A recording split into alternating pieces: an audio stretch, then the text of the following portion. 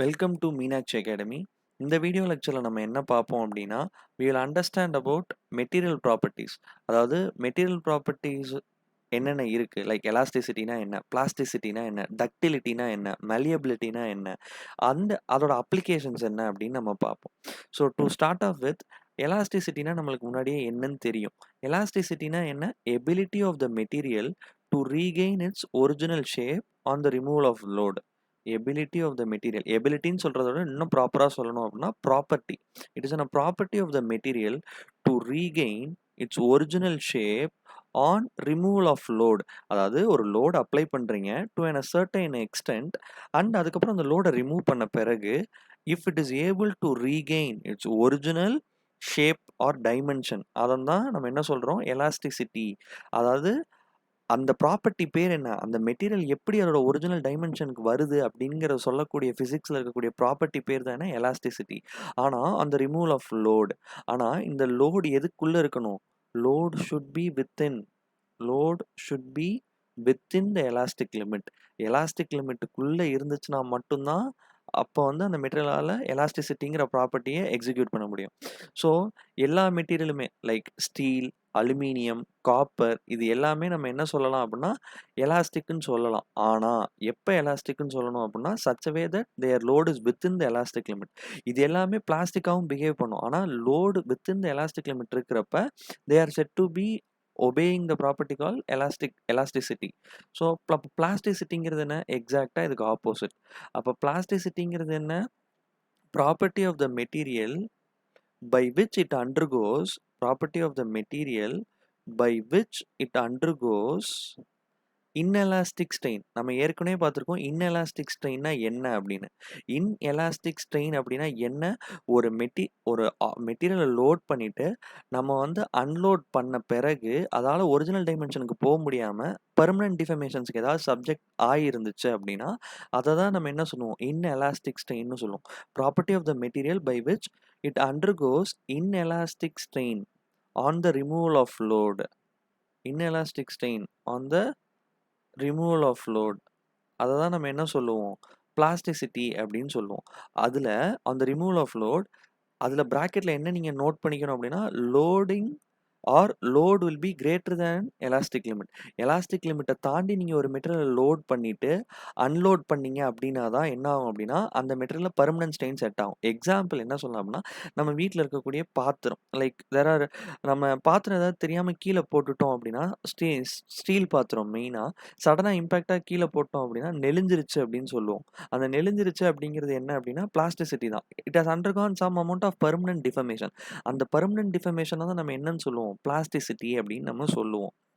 So இந்த பிளாஸ்டிசிட்டிங்கிற ப்ராப்பர்ட்டியை நம்ம எக்ஸ்ப்ளாய்ட் பண்ணி தான் இன்னொரு 2 ப்ராப்பர்ட்டி படிப்போம். ஒன்று வந்து என்ன அப்படின்னா டக்டிலிட்டி அப்படின்னு படிப்போம், இன்னொன்று வந்து மெலியபிலிட்டி அப்படின்னு நம்ம படிப்போம். அதாவது பிளாஸ்டிசிட்டி அப்படின்னா என்ன, ஒரு மெட்டீரியலை பர்மனண்ட்டாக டிஃபார்ம் பண்ணுறது தான். ஃபார் எக்ஸாம்பிள் நம்மள்கிட்ட ஒரு காப்பர் இருக்குது, காப்பர் மெட்டீரியல் இருக்குது. ஆனால் அந்த காப்பர் மெட்டீரியலோட டயா என்னவா இருக்குது அப்படின்னு பார்த்தீங்க அப்படின்னா, காப்பர் வந்து 200 mm டயா இருக்குது. 200 mmனா எத்தனை சென்டிமீட்டர், 20 சென்டிமீட்டர் டயா உள்ள ஒரு காப்பர் இருக்குது நம்மள்ட்ட. அதோட லென்த் வந்து பார்த்தீங்க அப்படின்னா we'll consider to be 100 centimetre. அப்போ 20 சென்டிமீட்டர் டயா 100 சென்டிமீட்டர் லென்த் உள்ள ஒரு காப்பர் சாலிட் இருக்குது.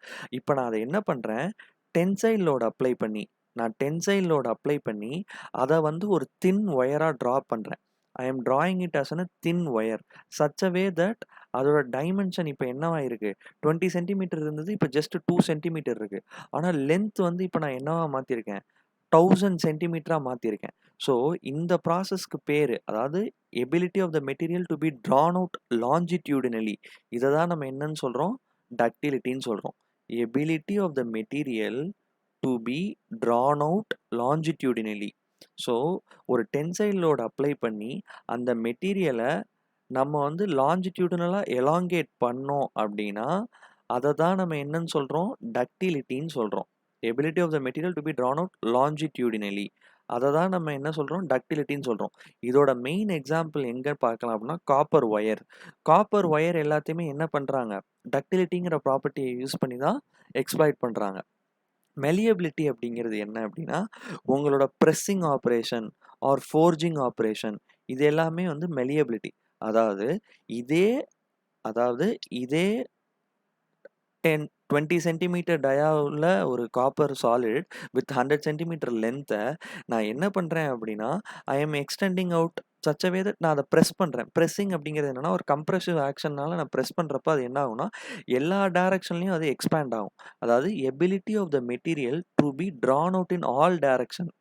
அதாவது லாங்கிட்யூடினலா அத எக்ஸ்பேண்ட் பண்ணோம், ஆர் எலாங்கேட் பண்ணோம் அப்படின்னா அது டக்டிலிட்டி. அதே இது அத வந்து elongate or ability of the material to expand in all direction. To expand in all directions. அதாவது நம்ம வந்து ஒரு லோட் அப்ளை பண்றப்ப, அந்த மெட்டீரியலால எல்லா டைரக்ஷன்லயும் எக்ஸ்பேண்ட் ஆக முடிஞ்சுச்சு அப்படின்னா, அதுதான் மெலியபிலிட்டின்னு சொல்லுவோம். இந்த மெலியபிலிட்டிய ப்ராப்பர்ட்டிய யூஸ் பண்ணி தான் நம்ம என்ன கிரியேட் பண்ணுவோம் அப்படின்னா, ஸ்டீல் ஷீட்ஸ் எல்லாம் யூஸ் பண்ணுவோம். ஸோ கேல்வனைஸ்டு அயர்ன் ஷீட்ஸ்லாம் இருக்குல்ல, ஃப்ளாட்டா நம்ம ஷீட்டா யூஸ் பண்றது எல்லாமே எப்படின்னா, ஸ்டீல் வந்து சாலிடா தான் இருக்கும். அத அடிப்பாங்க. ஹேமர் பிரஸ் பண்ணுவாங்க. ஹேமர் பிரஸ்ஸிங்ன்னு படிச்சிருப்போம். அப்ப ஹேமர் பிரஸ் பண்ணும்போது என்ன ஆகும் அப்படின்னா, அத வந்து லாங்கிட்யூடலா எந்த சேஞ்சுமே இருக்காது. லைக் 100 சென்டிமீட்டர் இருக்குன்னா, அந்த திக்னஸ் மெயின்டெயின் ஆனாலும், அதோட திக்னஸ் கம்மியாகும். ஆனா சிக்னிஃபிகன்ட்டா திக்னஸ் கம்மியாறதோட என்ன ஆகும்? ஃபார் எக்ஸாம்பிள் நம்ம அத மெலியபிலிட்டி ப்ராப்பர்ட்டிய யூஸ் பண்ணி டிரா பண்ணோம் அப்படின்னா, என்ன ஆகும் அப்படின்னா, மேபி இந்த திக்னஸ் 50 சென்டிமீட்டர் வரலாம். ஆனா உங்களோட டயமீட்டர் வந்து என்ன ஆகும் அப்படின்னு பார்த்தீங்கன்னா, 20 சென்டிமீட்டருக்கு பதிலா டயமீட்டர் வில் பிகம் 50 சென்டிமீட்டர். அதாவது பெரிய சின்னதா இருக்கக்கூடிய ஒரு டயா பெருசா மாறும். அதாவது உங்களோட கிராஸ் செக்ஷனல் டைமென்ஷன்ஸ் வந்து பெருசாகும். ஆனா, நீங்க டக்டிலிட்டி அப்படிங்கிறப்போ உங்க கிராஸ் செக்ஷனல் டைமென்ஷன் சின்னதாகும். ஒயரா டிரா பண்ணீங்க அப்படின்னா, கிராஸ் செக்ஷனல் டைமென்ஷன் சின்னதாகும், லென்த் பெருசாகும். ஆனா, இங்க உங்களோட கிராஸ் செக்ஷனல் டைமென்ஷன் வந்து பெருசாகும், திக்னஸ் வந்து கம்மியாகும். ஸோ, இதுதான் டக்டிலிட்டிக்கும், மெலியபிலிட்டிக்கும் உள்ள டிஃபரன்ஸ். ஸோ, இது இது 2 போக எலாஸ்டிசிட்டி, பிளாஸ்டிசிட்டி பார்த்தோம். ஸோ, இது 2 போக the next property which you will see is brittleness. Brittle materials அப்படின்னு சொல்லுவோம். அதுக்கு என்ன பிரிட்டில் மெட்டீரியல்ஸ் பொசஸ் அ property called brittleness. So brittleness அப்படின்னா என்ன அப்படின்னா, லேக் ஆஃப் டக்டிலிட்டிய தான் நம்ம என்ன சொல்லுவோம்? பிரிட்டில்னஸ் அப்படின்னு சொல்லுவோம். ஸோ எல்லா மைல்டு ஸ்டீலையுமே நம்ம என்ன சொல்லுவோம்? Mild steel is said to behave in a ductile manner அப்படின்னு சொல்லுவோம். மைல்டு ஸ்டீல டக்டைல்னு சொல்லுவோம். ஏன் டக்டைல்னு சொல்லுவோம்? நம்ம ஆல்ரெடி பார்த்துருக்கோம். ஸ்டெஸ்டைன் கிராஃப்ல அந்த ப்ராசஸ் ஆஃப் ஈல்டிங்ன்னு ஒண்ணு நடக்கும். அந்த ஈல்டிங்ங்கிறது எத குறிக்குது? பிளாஸ்டிக் டிஃபர்மேஷன சஸ்டெயின் பண்ணும் முடியும். அப்ப அந்த மாதிரி மெட்டீரியல்ஸ் தான் நம்ம டக்டைல் மெட்டீரியல்ஸ்ன்னு சொல்லுவோம். அப்ப இந்த மாதிரி பிளாஸ்டிக் டிஃபர்மேஷன சஸ்டெயின் பண்ண முடியாத மெட்டீரியல்ஸ்லாம் நம்ம என்ன சொல்லுவோம்?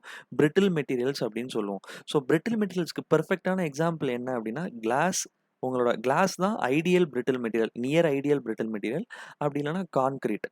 கான்கிரீட்டுமே பிரிட்டில் ஃபெயிலியர் தான் ஷோ பண்ணும். அதாவது கிளாஸ், கான்கிரீட் 2மே பார்த்தீங்கன்னா, ஆன் அப்ளிகேஷன் ஆஃப் லோட் உங்களுக்கு வந்து டிஃபர்மேஷன் வந்து சஸ்டெயின்டாலாம் இருக்காது. சடன் டிஃபர்மேஷன் இருக்கும். ஆன் அப்ளிகேஷன் ஆஃப் பிங்கிறது லோடு. உங்களுக்கு டிஃபர்மேஷன் எப்படி இருக்கும்? சடன் டிஃபர்மேஷனா இருக்கும். அதாவது எப்ப ஃபெயில் ஆக போகுதுன்னு தெரியாது. சடனா டக்குன்னு ஃபெயில் ஆகும். ஆனா மைல்டு ஸ்டீல்ல வந்து பார்த்தீங்கன்னா, சஸ்டெயின்டு டிஃபர்மேஷன் இருக்கும். ரொம்ப முக்கியம் அந்த வார்த்தை. சஸ்டெயின்டு டிஃபர்மேஷன், அதுல வந்து சடன் டிஃபர்மேஷன். இது 2ம் தான் டிஃபரன்ஸ் மெயினா. பிரிட்டில் மெட்டீரியலுக்கும், டக்டைல் மெட்டீரியலுக்கும்.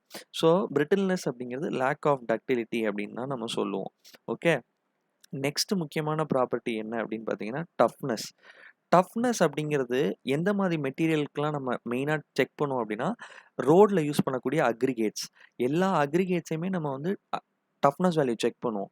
ஏன் டஃப்னஸ் வேல்யூ செக் பண்றோம் அப்படின்னா, டஃப்னஸ் அப்படிங்கிறது என்ன அப்படின்னா, ஒரு மெட்டீரியலால இம்பாக்ட் லோட எப்படி ரெசிஸ்ட் பண்ண முடியும்? Ability of the material to resist the impact load. Ability of the material to resist impact load. அத தான் நம்ம என்ன சொல்றோம்? டஃப்னஸ் சொல்றோம். இம்பாக்ட் லோட் அப்படின்னா என்ன அப்படின்னா, ஃபார் எக்ஸாம்பிள் நம்ம ரோடு வந்து அக்ரிகேட்ட யூஸ் பண்ணி தான் போடுறோம். ஹார்ட் புரோக்கன் கிரானைட் ஸ்டோன்ஸ்ன்னு சொல்லுவோம். HBGS. Hard broken granite stones use பண்ணுவோம். அந்த hard broken granite stones use பண்ணும்போது, ஃபார் எக்ஸாம்பிள் ஒருத்தவங்க சைக்கிள்ல போறாங்க. இன்னொருத்தவங்க சடனா அவங்க போய் முடிச்ச அடுத்த நிமிஷமே உங்களுக்கு என்ன ஆகும்? ஒரு லாரி போலாம். அப்ப லோடு வந்து சைக்கிளிக்கா இருக்கு. பிளஸ் சேஞ்ச் ஆயிட்டே இருக்கு. ரெப்பிட்டிட்டிவா இருக்கு. அது போக சப்போஸ் சடனா ஏதாவது ஒரு இம்பாக்ட் இருக்கு. ஃபார் எக்ஸாம்பிள் ஏதாவது ஒரு மெட்டீரியல் ரோட்ல சடனா விழுகுது. இல்ல ஜெனரலா வியர் அண்ட் டேர் அதிகமா இருக்கும் ரோடுல. ஸோ இம்பாக்ட்ங்கிறது என்ன அப்படின்னா, ஃபார் எக்ஸாம்பிள் சடனா ஏதாவது ஒரு ஆப்ஜெக்ட் மேல ஒரு மெட்டீரியல் மேல நீங்க லோட் அப்ளை பண்ணீங்கன்னா, அப்ப அது எப்படி பிஹேவ் பண்ணுதுன்னு சொல்றது தான் நம்ம என்ன சொல்லுவோம்? டஃப்னஸ் அப்படின்னு சொல்லுவோம். இத எந்த டெஸ்ட்ல ஸ்டடி பண்ணுவோம் அப்படின்னா, இம்பாக்ட் டெஸ்ட்ல ஸ்டடி பண்ணுவோம். எக்ஸாம்ல கேட்கலாம். Ability of the material to resist the impact load. 4 option குடுப்பாங்க. டஃப்னஸ், ஹார்ட்னஸ், அதுக்கு அடுத்து வந்து they can ask you malleability, ductility. So impact load அப்படின்னாலே உங்களுக்கு ஆட்டோமேட்டிக்காக என்ன வரணும்? டஃப்னஸ் அப்படின்னு தான் வரணும். டஃப்னஸை எதை யூஸ் பண்ணி மெஷர் பண்ணுவீங்க? இம்பேக்ட் டெஸ்ட்டை யூஸ் பண்ணி மெஷர் பண்ணுவீங்க. நெக்ஸ்ட் ப்ராப்பர்ட்டி நீங்கள் என்ன படிப்பீங்க அப்படின்னா ஹார்ட்னஸ். ஹார்ட்னஸ் அப்படிங்கிறது என்ன அப்படின்னா ability of the material to resist abrasion. Ability of material to resist abrasion அப்படின்னு சொல்லுவோம். அப்ரேஷன் அப்படின்னா உராய்வுத்தன்மை. உராய்வுத்தன்மை ஆர் வியர் அண்ட் டேர் அப்படின்னு சொல்லுவோம். ஆர் ஸ்ட்ரென்த் ஆஃப் மெட்டீரியல் லேப்ல நீங்க படிக்கும்போது சர்ஃபேஸ் இண்டென்டேஷன்னு படிச்சிருப்பீங்க. ஏன் இந்த சர்ஃபேஸ் இண்டென்டேஷன்னு சொல்றேன் அப்படின்னா, பிரின்னல் ஹார்ட்னஸ் டெஸ்ட்ன்னு ஒண்ணு படிச்சிருப்போம். Brinell hardness test. BRINELL Brinell hardness test அப்படின்னு படிச்சிருப்போம். ஒரு ஸ்டீல் பால கொண்டு போய் என்ன பண்ணுவோம்? ஒரு சாலிட் சிலிண்ட்ரிக்கல் ஸ்பெசிமென்ல இண்டென்ட் பண்ணுவோம். பிரஸ் பண்ணுவோம். அப்படி பிரஸ் பண்ணும்போது அந்த ஒரு சிலிண்ட்ரிக்கல் ஸ்பெசிமென்ல என்ன இம்ப்ரஷன் ஃபால் ஆகுதோ, ஒரு ஸ்டீல் பால பிரஸ் பண்றப்ப என்ன இம்ப்ரஷன் ஃபால் ஆகுதோ, அத தான் நம்ம என்ன சொல்லுவோம்? ஹார்ட்னஸ், பிரின்னல்ஸ் ஹார்ட்னஸ் நம்பர்லாம் சொல்லுவோம். So ability of the material to resist abrasion or surface indentation தான் நம்ம என்ன சொல்லுவோம்? பிரின்னல் ஹார்ட்னஸ் டெஸ்ட்ன்னு சொல்லுவோம். அக்ரிகேட்ஸ்க்கு different types of hardness test படிச்சிருப்பீங்க. Like Los Angeles abrasion test, Dorry's abrasion test, Deval's abrasion test அப்படின்லாம் படிச்சிருப்போம். ஸோ ஏன் இதுவுமே மெயினா எந்த மாதிரி மெட்டீரியலுக்கு ஸ்டடி பண்ணுவோம் அப்படின்னா, ரோட் அக்ரிகேட்ஸ்க்கு தான் ஹார்ட்னஸ் அப்படிங்கிற ப்ராப்பர்ட்டிய மெயினா நம்ம வந்து செக் பண்ணுவோம். Okay. Ability of the material to resist abrasion or surface indentation. இத தான் நம்ம என்ன சொல்லுவோம்?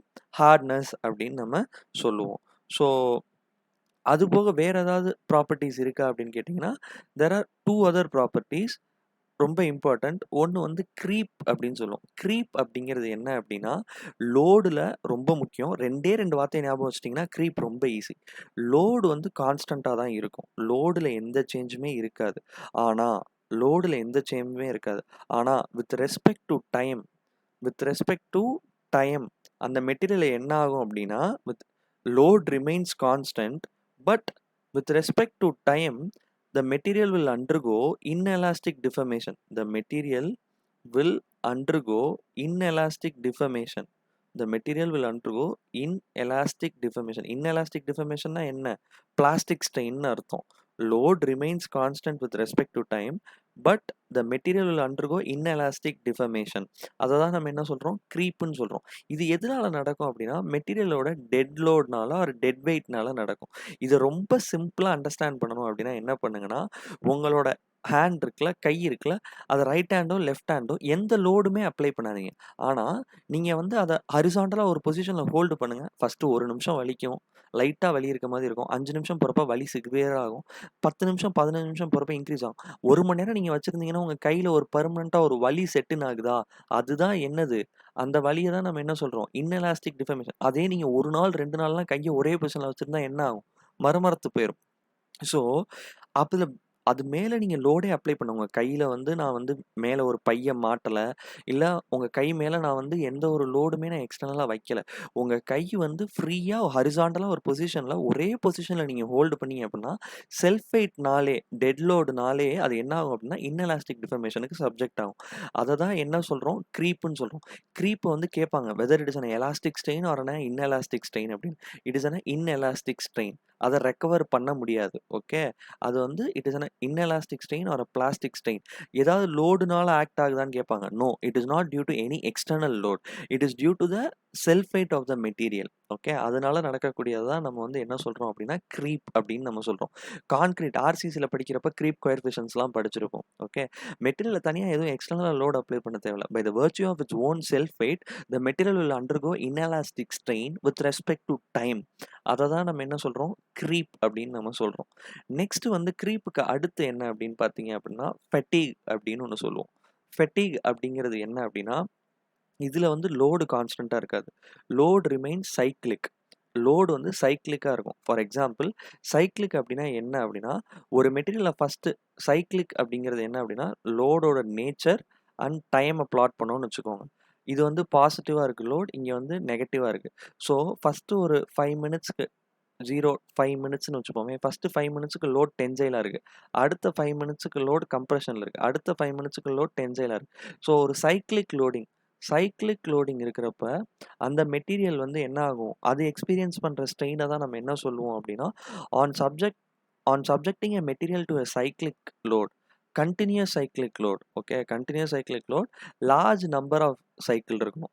அதாவது சும்மா ஒரு 2 வாட்டி 3 வாட்டின்னு இல்லாம லார்ஜ் நம்பர் ஆஃப் சைக்கிள்ஸ்க்கு லோடு வந்து கன்டினியூஸா ஷிஃப்ட் ஆயிட்டே இருந்துச்சு அப்படின்னா, அப்ப செட்டின் ஆகக்கூடிய பிளாஸ்டிக் ஸ்ட்ரெயின தான் நம்ம என்ன சொல்லுவோம் அப்படின்னா, ஃபெட்டிக் அப்படின்னு சொல்லுவோம். ஃபெட்டிக் அப்படின்னா நம்ம சில பேர் வந்து டாக்டர்ஸ்ட்டலாம் போம்போது என்ன சொல்லுவாங்க அப்படின்னா, "சார் எங்களுக்கு ஃபெட்டிகா இருக்கு சார்" அப்படின்னு சொல்லுவாங்க. அதாவது ஃபெட்டிக் அப்படிங்கிறது என்ன அப்படின்னா, வீக்கா ஃபீல் பண்றது தான் ஃபெட்டிக் அப்படின்னு மெடிசின் ஃபீல்ட்ல சொல்லுவாங்க. நம்ம மெட்டீரியல் ஃபீல்ட பொறுத்தவரைக்கும் என்ன அப்படின்னா, ஃபெட்டிக் அப்படிங்கிறது சைக்ளிக் லோடுக்கு சப்ஜெக்ட் ஆகுறப்ப, அந்த மெட்டீரியலால அதோட அந்த ஆக்ஷன ரெசிஸ்ட் பண்ண முடியாம, அந்த மெட்டீரியல் ஃபெயில் ஆகுறத நம்ம என்ன சொல்லுவோம் அப்படின்னா, ஃபெட்டிக் அப்படின்னு சொல்லுவோம். இது எப்படி நடக்கும் அப்படின்னா, ஃபார் எக்ஸாம்பிள் ஒரு லோட வந்து கம்ப்ரஷன் லோட் அப்ளை பண்றீங்க. ஒரு கம்ப்ரஷன் லோட் அப்ளை பண்றப்ப, அதுல certain amount of energy store ஆகும். எப்பயுமே எக்ஸ்டர்னலா ஒரு லோட் ஆக்ட் ஆச்சு அப்படின்னா, உள்ள இன்டர்னலா ஸ்ட்ரெஸ் புரொடியூஸ் ஆகுமா? அந்த இன்டர்னலா புரொடியூஸ் ஆகுற ஸ்ட்ரெஸ் என்ன ஆகும்? வெளியிலேருந்து எக்ஸ்டர்னலா அப்ளை பண்ற லோட ரெசிஸ்ட் பண்ணும். அப்ப என்ன ஆகும்? ஒரு ஆக்ஷன் டேக் பிளேஸ் ஆகுது. அந்த ஆக்ஷன்னால அந்த மெட்டீரியலுக்குள்ள எனர்ஜின்னு ஒரு விஷயம் ஸ்டோர் ஆகும். அந்த எனர்ஜிய தான் நம்ம என்ன சொல்லுவோம் அப்படின்னா, ஸ்ட்ரெயின் எனர்ஜி அப்படின்னு சொல்லுவோம். இதுதான் அடுத்த லெக்சரோட முக்கியமான பாயிண்ட். ஸோ, இந்த ஸ்ட்ரெயின் எனர்ஜி அப்படிங்கிற ஒரு விஷயம் அந்த மெட்டீரியலுக்குள்ள ஸ்டோர் ஆகும். ஓகே. இப்போ ஒரு ஸ்ட்ரெயின் எனர்ஜின்னு ஒரு விஷயம் ஸ்டோர் ஆயிருச்சு. அடுத்த செகண்ட் என்ன பண்றீங்க? லோட ரிவர்ஸ் பண்றீங்க. கம்ப்ரஷனுக்கு பதிலா என்ன பண்றீங்க? ஒரு டென்சைல் லோட் ஆக்ட் பண்றீங்க. ஸோ, டென்சைல் லோட் ஆக்ட் பண்றீங்க. திரும்ப அடுத்து ஒரு கம்ப்ரஷன் ஆக்ட் பண்றீங்க. இப்படி சைக்கிள மாத்திக்கிட்டே இருக்கும்போது என்ன ஆகும்? உங்களுக்கு ஸ்ட்ரெயின் எனர்ஜி அக்யூமுலேட் ஆகும். ஒரு மெட்டீரியல்ல ஸ்ட்ரெயின் எனர்ஜி வந்து அக்யூமுலேட் ஆயிட்டே தான் இருக்கும். So, energy of the material accumulate ஆயிட்டே தான் இருக்கும். வெளியில எக்ஸ்டர்னலா அப்ளை பண்ற லோடுனால, உள்ள மெட்டீரியல் வந்து என்ன ஆகும்? ஸ்ட்ரெயின் எனர்ஜி அக்யூமுலேட் ஆயிட்டே இருக்கும். ஒரு பர்ட்டிகுலர் பாயிண்ட் ஆஃப் டைம்ல அந்த அக்யூமுலேட்டட் ஸ்ட்ரெயின் எனர்ஜி என்ன ஆகும்? அந்த மெட்டீரியலோட டஃப்னஸ இன்கிரீஸ் பண்ணிரும். அதாவது அந்த மெட்டீரியலோட டஃப்னஸ்ங்கிறது அதோட கெப்பாசிட்டி. அந்த capacity accumulated strain energy exceed ஆயிருச்சு அப்படின்னா, அந்த மெட்டீரியல் வந்து ஃபெட்டிக்னால கிராக் ஆயிருச்சுன்னு சொல்லுவோம். இல்ல ஃபெட்டிக்னால ஃப்ராக்சர் ஆயிருச்சு அப்படின்னு சொல்லுவோம். ரொம்ப சிம்பிளா இத எப்படி புரிஞ்சுக்கலாம் அப்படின்னா, நம்ம யூஸ் பண்ணக்கூடிய எலக்ட்ரானிக் கேட்ஜெட்ஸ் லைக் லேப்டாப்லாம் எடுத்துக்கோங்க. லேப்டாப் வந்து நீங்க கன்டினியூஸா யூஸ் பண்ணிட்டே இருக்கீங்க அப்படின்னா, அதுக்குள்ள வந்து ஹீட் ஜெனரேட் ஆயிட்டே இருக்கும். Over the period of time ஒரு 5 நாள், 1 வாரத்துக்கு நீங்க சார்ஜ்லயே போட்டு அத ஆன்லயே வச்சிருக்கீங்க. லைக் யூஸ் பண்றீங்க. அப்புறம் கன்டினியூஸா யூஸ் பண்ணிட்டே இருக்கீங்க. சார்ஜர் ஆஃபே பண்ணல அப்படின்னா, உள்ள ஸ்டோர் ஆயிட்டு இருக்க ஸ்ட்ரெயின் எனர்ஜி என்ன ஆகும்? ஒரு பர்ட்டிகுலர் பாயிண்ட் ஆஃப் டைம்ல அத ஹீட் பண்ணி ஃபெயில் ஆக்கிரும். அதே தான் ஒரு மெட்டீரியலுக்கும். ஆனா, லோட பொறுத்தவரைக்கும் அது சைக்கிளிக்கா இருந்து அது ஃபெயில் ஆச்சு அப்படின்னா, அத நம்ம ஃபெட்டிக் அப்படின்னு சொல்றோம். ஸோ, இந்த லெக்சர்ல நம்ம என்னென்ன பார்த்துருக்கோம் அப்படின்னா, எலாஸ்டிசிட்டி, பிளாஸ்டிசிட்டில டக்டிலிட்டினா என்ன? மலியபிலிட்டினா என்ன? பிரிட்டில்னஸ், டஃப்னஸ், அதுக்கடுத்து ஹார்ட்னஸ்னா என்ன? அதாவது ஜஸ்ட் மியரான டெஃபினிஷன் தான். அந்தந்த சப்ஜெக்ட்ஸ்லாம் நம்ம இத ஸ்பெசிஃபிக்கா பார்ப்போம். எஸ்ஓஎம் அப்படிங்கிறதுனால நம்ம ஜெனரல் ஓவர்வியூ தான் குடுத்துருக்கோம். ஸோ நெக்ஸ்ட் வீடியோல நம்ம மெயினா என்ன பார்ப்போம் அப்படின்னா, ஸ்ட்ரெயின் எனர்ஜிய வச்சு வரக்கூடிய கான்செப்ட்ஸ் அதெல்லாமே பார்ப்போம். So thank you.